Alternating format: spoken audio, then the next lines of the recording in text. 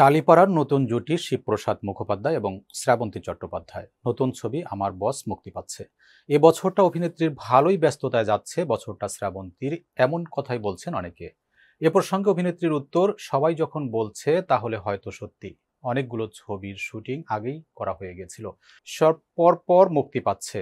আর এই ব্যস্ততাটাই ভালো লাগে। পরিচালক তথা নায়ক শিবপ্রসাদ মুখোপাধ্যায়ের সঙ্গে প্রথম কাজ এটা, আর এটাই স্বপ্ন ছিল অভিনেত্রীর, এমনটাই জানালেন।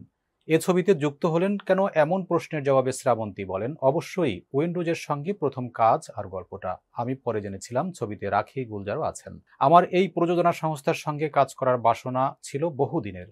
আমার বন্ধুরা তো বলেই ছিল, সেই সঙ্গে অনেকে সিনিয়র টেকনিশিয়ানরাও বলেছিলেন যে এই সংস্থার সঙ্গে কাজ করা মানে একটা পরিবারের সঙ্গে কাজ করা, বলা যায় অনেক দিনের ইচ্ছে পূরণ বিশ্বাস করেন শ্রাবন্তী। এমনটাই জানিয়ে বলেন, হ্যাঁ অবশ্যই, মনের বাসনার যে শক্তি তা আর কোনো কিছুতে নেই।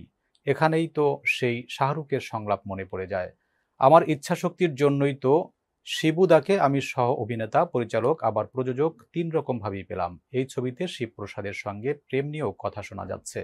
এ প্রসঙ্গে অভিনেত্রীর ভাষ্য, হ্যাঁ সে তো ফোন খুললেই দেখতে পাচ্ছি, বেশ ভালো লাগছে। শিবুদার সঙ্গে ছবিতে প্রেমের আলোচনাও বেশ লাগছে। ছবির ট্রেলারে উঠে এসেছে খোলা পিঠে শ্রাবন্তী ও শিবপ্রসাদের যে সম্মোহনের দৃশ্য। চুমু, হাতে লেখা চিঠি, টেক্সট মেসেজ নাকি খোলা পিঠে কবিতা লেখা, কোনটা সবচেয়ে রোমাঞ্চকর বলে মনে হয় আপনার?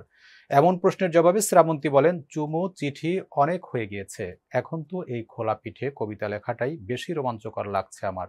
এমন প্রেমে নতুনত্ব আছে।